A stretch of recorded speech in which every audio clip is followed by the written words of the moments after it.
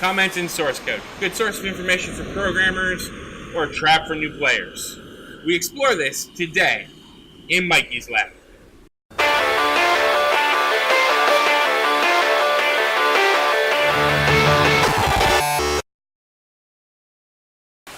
On this channel, we do a lot of making, we do a lot of DIY, we do a lot of science. So if that's what you're into, go ahead and hit that subscribe button down. Welcome back to Not the Lab. We're sitting here, we're in Bavaria. I'm in Bavaria on a business trip. And I thought, what a better place to grab a Weiss beer, sit down with you guys, and talk about clean code. The book, which I will link up here, and put a link in the description down below, for where you can buy the book, is a phenomenal resource on programming. It is not an understatement to say that this book has changed how I program. So we're going to take a look at one topic today, and that's whether comments have a place in code, whether they're a good idea, whether they're a bad idea, how to use them, when not to use them, and we're going to talk a lot of opinions. Now, this is the first or inaugural video of my Maker Talk series, which is going to be as close to vlogging as I ever get, but I'm just going to sit down, we're going to, in this case, have a beer, probably usually a coffee, and we're going to talk like we're two people just sitting across from each other. We're going to try to keep the edits to a minimum, and we're just gonna talk. Now, I'm gonna start off this by saying I know that for some of my viewers, this type of content is not what you're looking for. It's high-end software development stuff. But if you take a look back at the previous video I did, which the strings are bad, okay? I did get a lot of responses from a lot of people, and it turned out to be one of my more popular videos. So that tells me that there are people who are interested in learning some of the more refined techniques in software development. So that's what we're doing today. So lab code up. We're going to learn something today. I forgot my lab coat in Canada. Sorry, guys. Now, some of the topics that we're going to discuss in the Clean Code series are very divisive among programmers. There will be lots of programmers out there that agree 100% with what I'm saying, and others that think I'm off my rocker, and that is completely okay. By all means, let's discuss in the comments down below, but keep it, positive. I will not hesitate to kick out comments that are too negative or aggressive. As I said, the basis of this particular series will be this book. There's a bunch of books in this series as well that have all been a very good read. Go ahead, and I'll leave links in the descriptions to get them all. I've done Clean Code, and I'm working my way through Clean Architecture right now. I'll do a review again of Clean Architecture and probably bring some ideas into this Maker Talk world that we're exploring right now.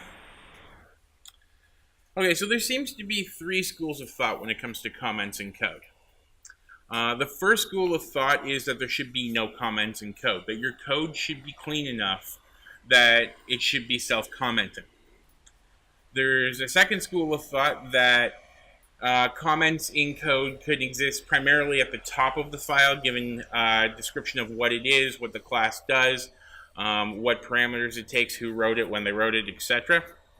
And then there seems to be another theory that every second line of code every second line in your code should be a comment. I don't like that one. I'm heavily that good source code doesn't need comments. Right, but let's take a look at all three of them.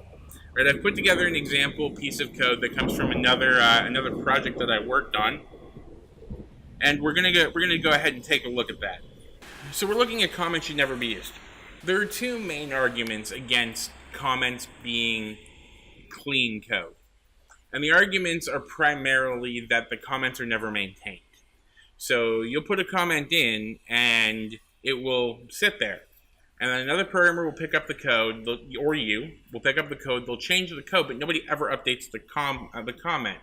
So what you wind up having in that particular case is a useless comment, right? And in some cases, an even worse than useless comment, because it may give information that is not true, which causes the people who are trying to maintain your code to have to try to rectify both of these sources of information to find out what currently works and what doesn't currently work with your particular piece of software.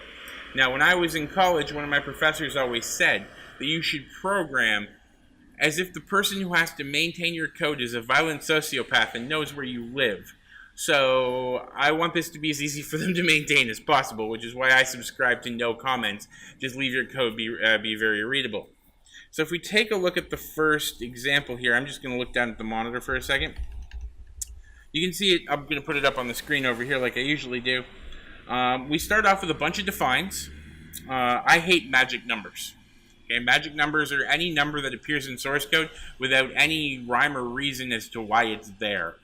I'm sure that there is a reason. I'm sure that some weird data sheet for an IC or something gave you that number. But to me, because I didn't write this code, it's a magic number. It just magically works and does whatever it needs to do, and it drives me insane. A lot of people will try to handle these with variable declarations, and that's fine. You can use variable declaration, but understand that you're using memory when you do. And in a microcontroller environment, that might not be the smartest idea or the smartest use of memory because you are very limited in what you have available to you. So what I like to do both in full-scale programming and in microcontroller programming is, as you can see here, I use defines. Right? First thing we do is we define the I2C address of the device that we're talking to. This happens to be MPU/IMU. We define the reading scale that we're going to use. We define the reading register where we're supposed to get data from this thing. We define the register size, and we define the timeout.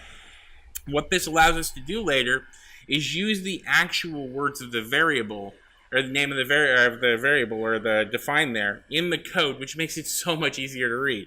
So if we drop down below, you can see here, we have a wire begin transmission, and it's clear that we are passing the MPU1 I2C address to that, because we did it in define. Now, for those of you who don't know what the difference between how a define works, let's say. When you define something, the compiler does the substitution before it compiles. So anytime it sees the value beside here, for example, MPU underscore I2C underscore address, it substitutes the value 0B11010000 into the source code. So it takes no extra memory, it takes no extra processing. It just does this for you during the compilation, leaving your code easier to read, but you get the exact same code back out inside the compiled version. So the next one we do is the wire write, and we write to the read register, which tells this device that we want to read from it. And then we end the transmission and we start again. And as you can see, I'm not going to go through every line of this, but you can see that it's fairly easy to read. And you should be able to pick up on what this code does. And you'll also notice that there's not a single comment in this code. That to me is some pretty clean code. That code is very easy to understand. Again, there'll be people who disagree. Comments down below. So now we're going to take a look at the second school of thought, which is that comments should sometimes be used. I don't know who gets to define sometimes, but that they should sometimes be used. As I said at the beginning, I have often heard of this one referring to one large comment at the beginning of a particular source code file. Usually in the languages that I work on, one source code file equals one class, so you get a lot of class definition and parameters coming in that are in there and who wrote it and what date.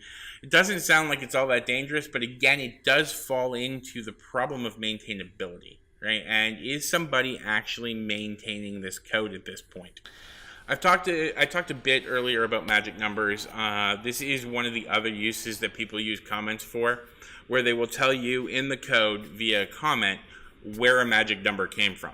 Again, not horrible. If I was reviewing the code, I'd obviously let it go.